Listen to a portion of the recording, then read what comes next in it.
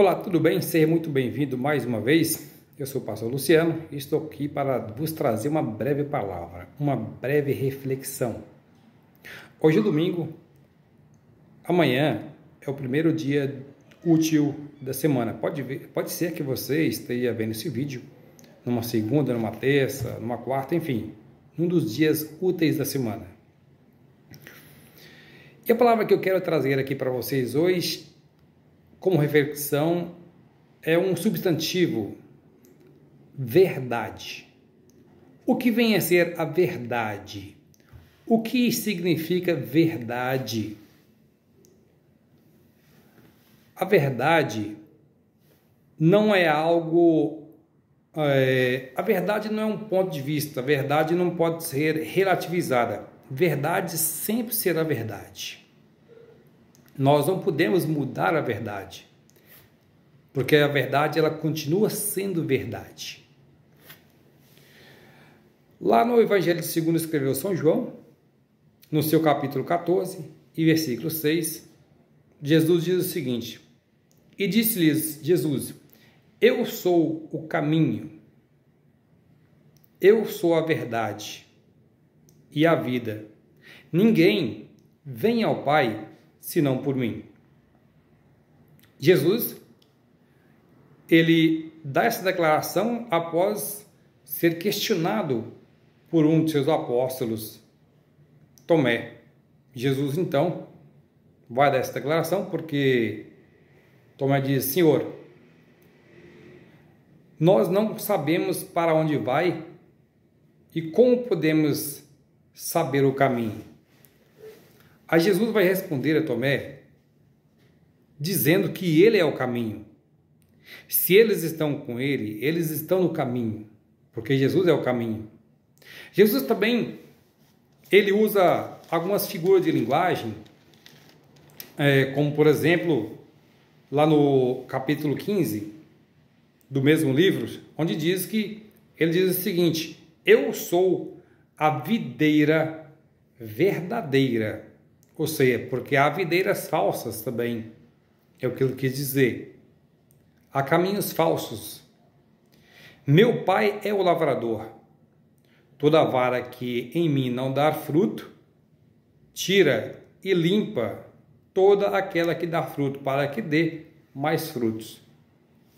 Mas o primeiro versículo diz: eu sou a videira verdadeira, falando de verdade.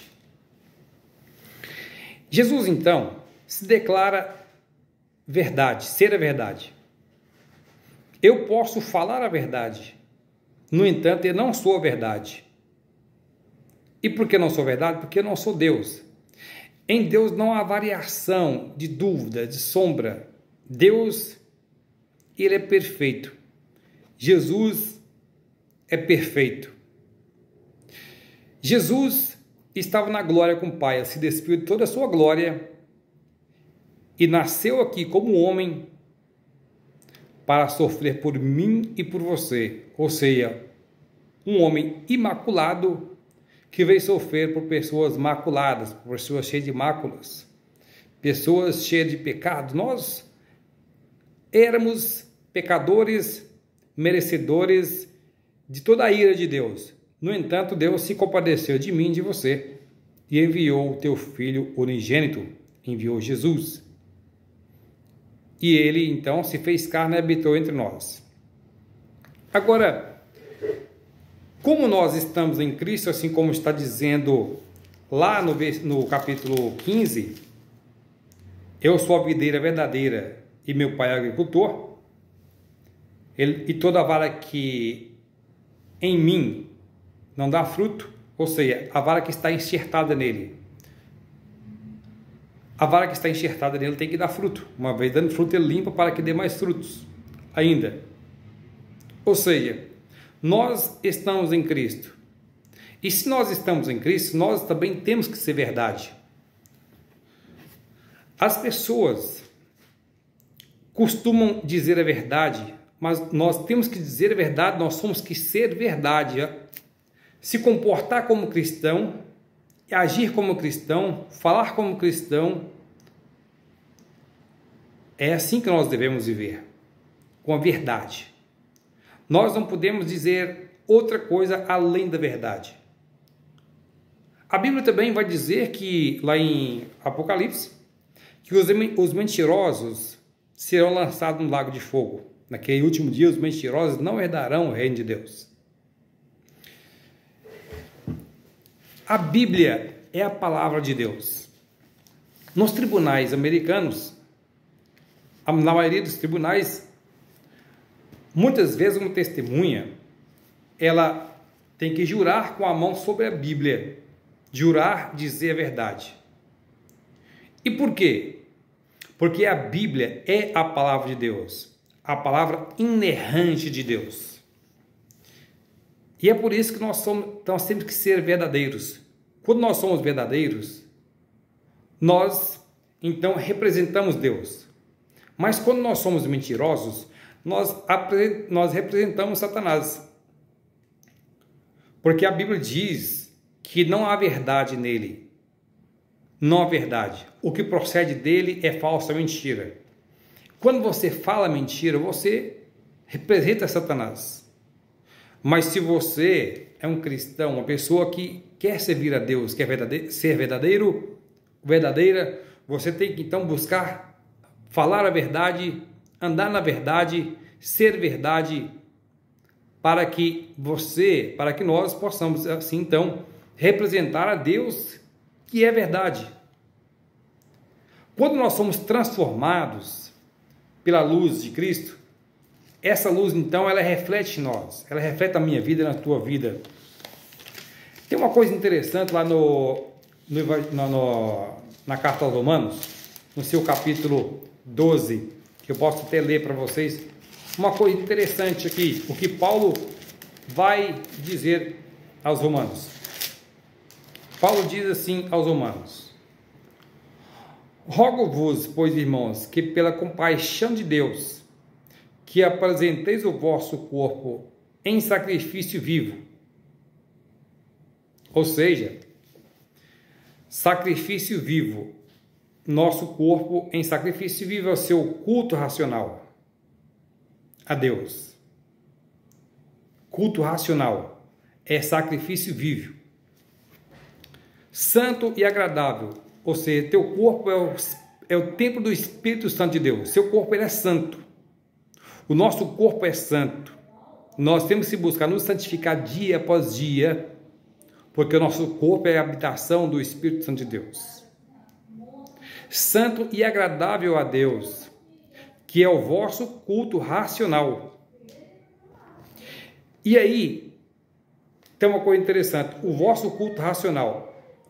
Você não vai joelhar diante de um objeto, rogando a esse objeto, que lhe abra os caminhos, que lhe dê saúde, que te salve, porque um objeto é simplesmente um objeto, e Deus não está nesse objeto.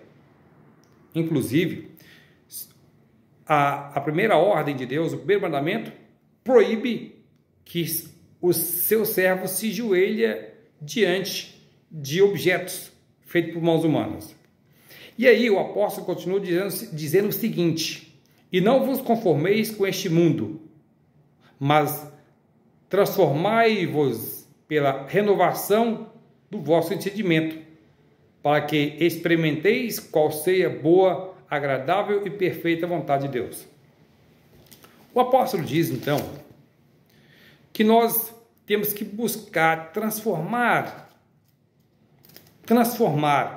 o mundo.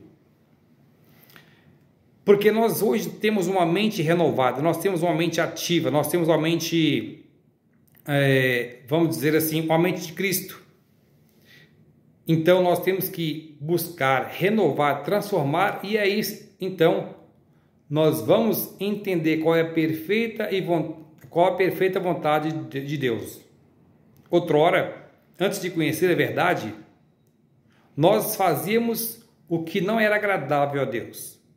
Uma vez que nós temos a nossa mente ativa ou reativada, habilitada em Deus, no Senhor Jesus, nós então temos a capacidade de escolher aquilo que é agradável a Deus.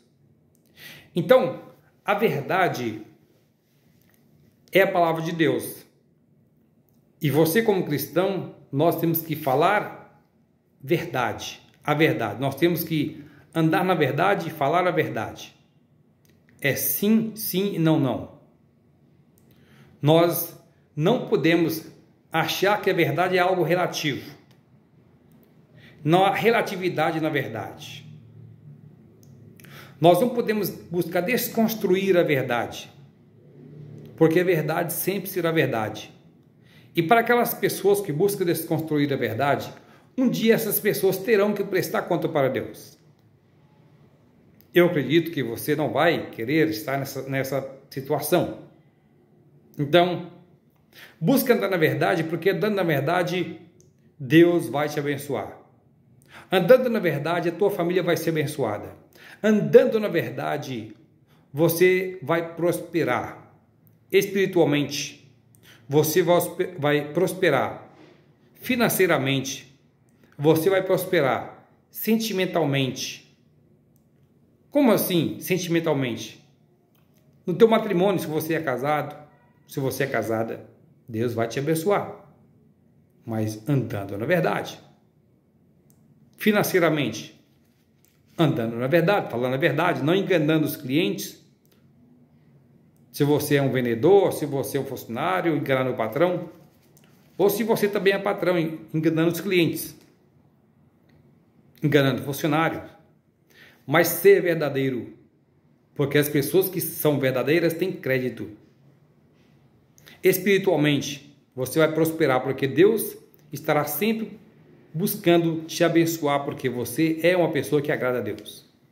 E é por isso então que nós temos que buscar andar na verdade. Nós temos que buscar fazer a vontade de Deus. A verdade, ela tem que estar estampada constantemente em nossa face, na nossa boca, no nosso coração. Temos que ser verdadeiros, falar a verdade, andar na verdade, porque Deus, Ele está sempre atento a todas as coisas. Nada pode se ocultar a Deus. Nenhum pensamento sequer. Às vezes você pensa, não tem ninguém vendo. Mas antes que você venha pensar, Deus já sabia o que você iria pensar. Antes que você nascesse, antes que eu nascesse, Deus já sabia de você. Na verdade, você é um projeto de Deus. Nós somos um projeto de Deus. Veja, por exemplo, lá em Jeremias, no seu capítulo 1, você vai ver que Deus está falando com Jeremias. Antes que você nascesse, eu te conheci. E antes que você saísse da madre, eu te consagrei e as nações cuidei para o profeta. Só para você entender que você é uma pessoa escolhida do Senhor, que você é projeto de Deus e você tem valor. Um forte abraço, que Deus vos abençoe, em nome de Jesus.